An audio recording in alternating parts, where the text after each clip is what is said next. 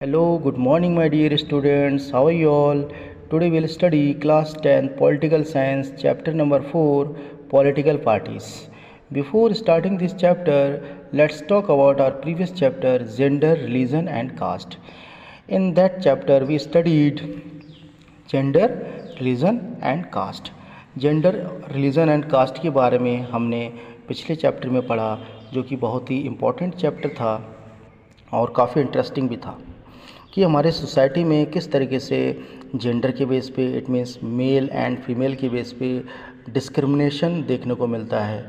फिर रिलीजन के बेस पे या कास्ट के बेस पे लोगों का काम करने का तौर तरीके अलग अलग हो जाते हैं। फिर उनके अंदर कोई वेडिंग सेरेमनी चल रहा होता है तो सेम कास्ट में ही जो है शादियां होती हैं। ओके, अदर कास्ट में यदि शादी होती है तो सोशल उसको सोसाइटी या जो समाज उसको दूसरे नज़रिए से देखता है। इस तरीके से हमने उस चैप्टर में कुछ इम्पोर्टेंट पॉइंट्स को हमने स्टडी किया था। Okay, now let's talk about why do we need political parties. हमें पॉलिटिकल पार्टीज़ की ज़रूरत क्यों पड़ती है? पॉलिटिकल पार्टी बहुत ही इम्पोर्टेंट है। Political party is very important to run democracy को चलाने के लिए पॉलिटिकल पार्टी का बहुत ज़्यादा अहम रोल होता है। Meaning of political party: a political party is a group of people who come together to contest election and hold power in the government. It means political party का जो main काम होता है इलेक्शन लड़ना। फिर जो इलेक्शन लड़ने के बाद में यदि कोई भी पार्टी जीतती है, चाहे वो बीजेपी सरकार हो, चाहे वो कांग्रेस सरकार हो, या कोई भी पार्टी हो, जेडीयू, आम आदमी पार्टी, टीएमसी, ऐसी बहुत सारी पार्टियां इंडिया में। ओके, जो क्या करती है, इलेक्शन लड़ने का काम करती है। ठीक है, इलेक्शन लड़ने के बाद में यदि वही पार्टी पावर में आती है तो अपने पावर को लगभग हमारे इंडिया में ये रूल है कि 5 साल तक जो है पावर में रहने का होता है। इसलिए कम से कम पावर में जो है 5 साल के लिए वो पार्टी रहती है। ओके, और बीच में कई बार ऐसा होता है कि कई बार अलायंस गवर्नमेंट है या किसी तरीके से कोई दिक्कत हो तो सीटें कम पड़ जाती है तो बीच में दोबारा इलेक्शन भी हो सकता है, ऐसा भी सिस्टम है। ओके, तो हम अब बात करेंगे, now will talk about function of political party. Political party की मेन कौन कौन सी फंक्शन है? तो सबसे पहला जो हमारा दिख रहा है, जो कि मीनिंग में भी हमने पहले डिस्कस कर लिया है, parties contest election. Political party main क्या करती है? पार्टी इलेक्शन लड़ने का मेन काम करती है। उसके बाद इलेक्शन लड़ने के बाद में यदि कोई पार्टी जीतती है तो उसको जो है पावर मिल जाती है, वो अगले 5 साल तक जो है पूरे कंट्री में रूल करती है। Okay, the next point is parties put forward different policies and programs and the voters choose from them. A party reduces a vast number of opinions into a few basic position which it supports. It means political party क्या कर सकती है जब कोई भी party power में आती है ना, तो पावर में आने के बाद में कोई जो लॉ है उसको चेंज भी कर सकती है या उसको अमेंडमेंट भी कर सकती है। जैसे कि अभी दिल्ली में अभी हमने देखा Arvind Kejriwal and central government के बीच में कभी कोई इश्यू चल रहा था कि जो उनकी जो एडमिनिस्ट्रेशन जो पावर है, पुलिस है, वो सेंट्रल गवर्नमेंट पहले क्या करती थी उसको कंट्रोल करती थी, है ना। अब केजरीवाल ये चाह रहे थे कि वो स्टेट गवर्नमेंट के कंट्रोल में हो जाए, बट ऐसा नहीं हुआ। क्यों? क्योंकि बीजेपी पार्टी जो है पावर में थी, इसलिए। दूसरी बात, बीजेपी जो है भारी बहुमत के साथ, इट मीन्स मेजोरिटी में है। यदि उनकी सीटें कम बढ़ जाती तो वो हो सकता था कि वो जो डिसीजंस है वो केजरीवाल के फेवर में होता, बट ऐसा नहीं हुआ। ओके, अब नेक्स्ट पॉइंट हम बात कर लेते हैं, parties play decisive role in making laws for country.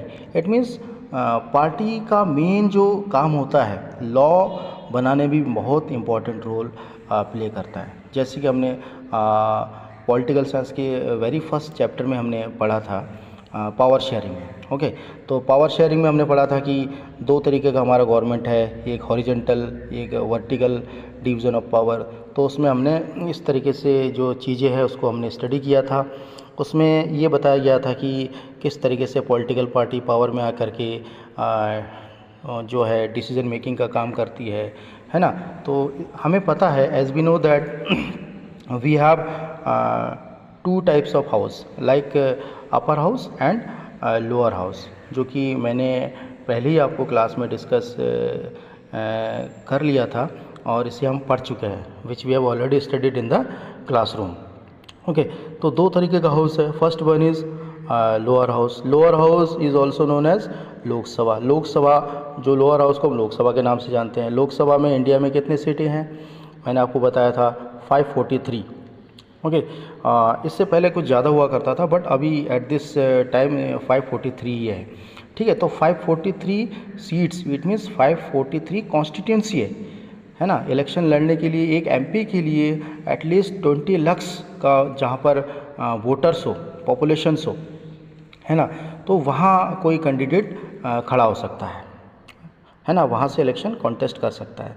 और सिमिलरली यदि हम स्टेट इलेक्शन की बात करें, एमएलए के लिए वहाँ पे जो है पॉपुलेशन 5 लाख होनी चाहिए, 5 लाख अप्रॉक्स वोटर होनी चाहिए। ठीक है, तो MLA and MP, it means यदि हम कंपेयर करें तो एमपी का जो पावर है हम लोग यहाँ पे ज़्यादा देखते हैं, क्योंकि वोट का जो नंबर्स है एमपी इलेक्शन लड़ने के लिए ज़्यादा चाहिए होता है। ओके, तो जो एमपीज़ है, जो एमपीज़ इट मीन्स जिसे हम प्रधानमंत्री का इलेक्शन बोलते हैं, जो कि 2024 में होने वाला है। ओके, प्रधानमंत्री का इलेक्शन जिसमें बहुत सारी जो पार्टियां हैं पार्टिसिपेट कर रही हैं, है ना, जैसे बीजेपी एंड कांग्रेस ये मेन है। और कांग्रेस ने भी रिसेंटली एक अलायंस बना दिया जिसका नाम इंडिया रखा है ना। और बीजेपी का क्या है, बीजेपी का एनडीए। ओके, तो सारे पार्टी मिलकर के उन्होंने एक अलायंस बना दिया जिसका नाम इंडिया रखा। और इस बार सारे जो पार्टी है उनका ये मानना है कि इस बार किसी भी तरीके से बीजेपी को पार्टी से पावर से हटाना है। तो अलायंस है। तो इस तरीके की जो गवर्नमेंट है ये क्या बोलते हैं, इसको अलायंस गवर्नमेंट बोलते हैं, है ना। तो मेनली हम लोग बात कर रहे थे, थोड़ा सा डिरेल हो गए, हम लोग मेनली बात कर रहे थे जो एमपीज़ है, एमपीज़ जो है ये लोअर हाउस में बैठते हैं, बैठ के अपना डिसीजन बनाते हैं। ठीक है, डिसीजन बनाने के बाद में फिर आपके बाद दूसरा आता है आपका अपर हाउस। अपर हाउस जिससे upper house is also known as Rajya Sabha, जो कि मैंने पहले डिस्कस कर लिया था। राज्यसभा में कितने सीटें हैं, मैंने आपको बोला था 245, है ना। तो 245 सीटें हैं जो राज्यसभा है। राज्यसभा में जो कैंडिडेट है वो कैसे बनते हैं, राज्यसभा में जो आपके स्टेट लेवल पे जितने भी आपके विधायक जीतते हैं, फिर उनके ऊपर से एक रेशियो निकाल के, परसेंटेज निकाल करके फिर राज्यसभा के जो है जिसे इंडिया में संसद बोलते हैं, वो संसद बनते हैं।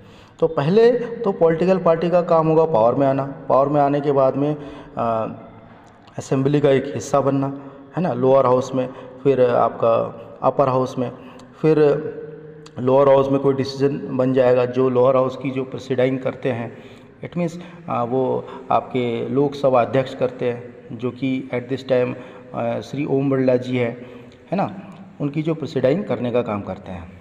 उसके बाद लोकसभा से कोई बिल पास होगा, कोई कानून पास होगा, उसके बाद वो राज्यसभा में चला जाएगा, है ना, अपर हाउस में। अपर हाउस में फिर डिस्कशन होगी, है ना, कि कितनी जो है उसके फेवर में वोट पड़ रहा है। वो सारा डिस्कशन होने के बाद में फिर क्या होगा, वो प्रेसिडेंट के पास चला जाएगा साइन होने के लिए, उसमें उनकी जो है मोहर लगने के लिए, स्टैम्प लगने के लिए, फिर वो अल्टीमेटली जाके एक लॉ फॉर्म हो जाता है।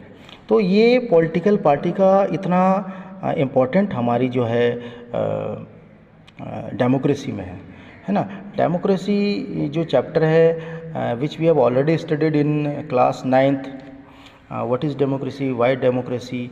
और उस चैप्टर में डेमोक्रेसी का हमने जो डेफिनेशन हमने पढ़ा था कि democracy is a form of government in which rulers elected by the people. It means democracy एक ऐसा सिस्टम है जिसमें जो रूलर्स है, जो रूल करने वाला होता है, जो पावर में होता है, वो लोगों के द्वारा इलेक्ट होके आता है। इसलिए एक हिंदी में एक प्रोवर्ब्स है, जनता जनार्दन। ओके, तो जनता ही डिसाइड करती है कि किसको वोट दे के पावर में लाना है या किसको पावर से हटाना है। Okay, now let's talk about next point, parties play decisive role in making laws for country. और पार्टी जो है डिसिसिव रोल प्ले करती है कोई भी लॉ बनने के लिए, जो कि बहुत ज़्यादा इम्पोर्टेंट है ना। तो जो कि मैंने पहले ही डिस्कस आपसे कर लिया था, इसी बारे में हम लोग बात कर रहे थे। ठीक है, पॉइंट बाद में आया बट हमने डिस्कस पहले ही कर लिया।